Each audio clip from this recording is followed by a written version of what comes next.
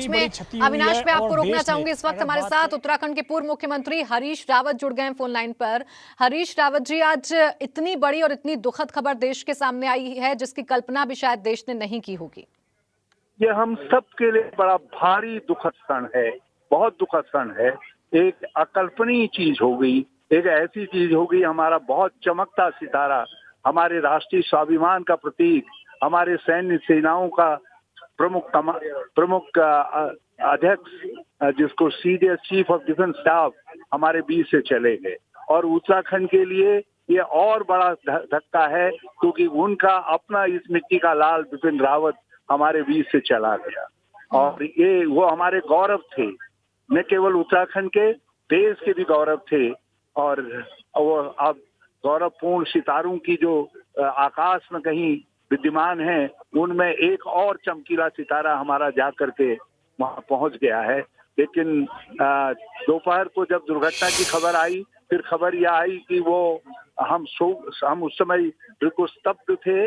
लेकिन जब खबर आई कि वो हॉस्पिटल में है, तो हम भगवान बद्रीनाथ, केदारनाथ, सब अपने देवी देवताओं से, धन्याल देवता से, भूमिया देवता से, ग्वेल देवता से प्रार्थना कर रहे थे कि वो जिंदा हमारे बीच में आ जाएं। ऐसा नहीं हो सका। क्रूर नियति ने बिपिन रावत जी को हमसे छीन लिया। और वो एक महान सैन्य परंपरा के प्रतीक थे। थर्ड जनरेशन थी उनकी आर्मी में। उनके पिता लक्ष्मण सिंह जी, वो भी स्वयं लेफ्टिनेंट जनरल थे और थल सेना के उपाध्यक्ष रहे थे।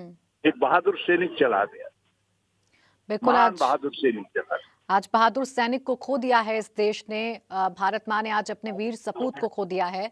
हरीश जी, किस तरीके से आज आप उनको याद करेंगे? कोई एक बात जो आपको आज याद आ रही हो उनके बारे में? हाँ, जब उनके पिता नहीं रहे, उनके पिता लक्ष्मण सिंह जी से थोड़ा सा मेरा दोस्ताना जैसा भी था।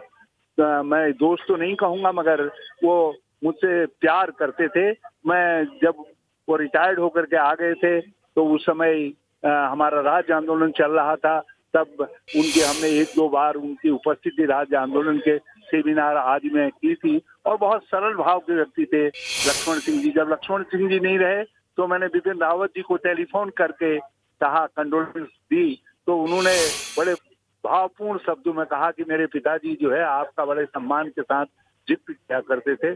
और मुझसे जिन शब्दों में उस समय बिपिन रावत जी ने आभार व्यक्त किया, मैं कल्पना नहीं कर सकता कि एक इतने बड़े पद पर बैठा हुआ व्यक्ति इतना विनम्र भी हो सकता है।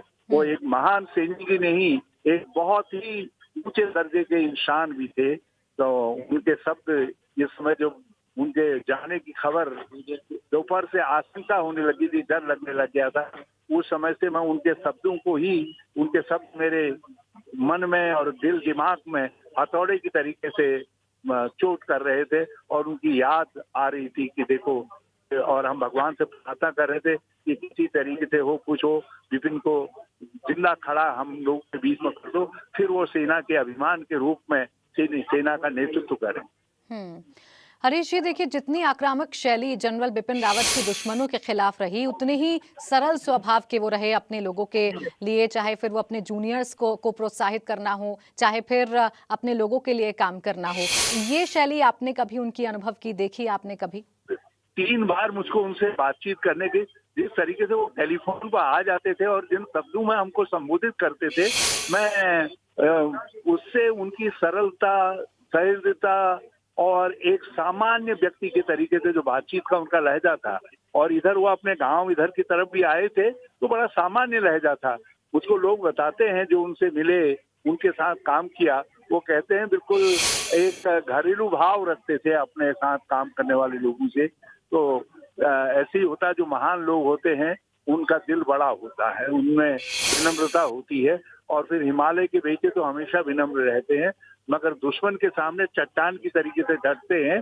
तो देश के दुश्मनों के लिए जनरल बिपिन रावत एक साक्षात यमदूत की तरीके से खड़े थे। तो चीन और पाकिस्तान में जो हमारे दुश्मन बैठे हैं, जो भारत के विरुद्ध षड्यंत्र कर रहे हैं, या जो आतंकवादी ताकतें बैठी हुई हैं, वो ताकतें जनरल बिपिन रावत के नाम से डरती थी।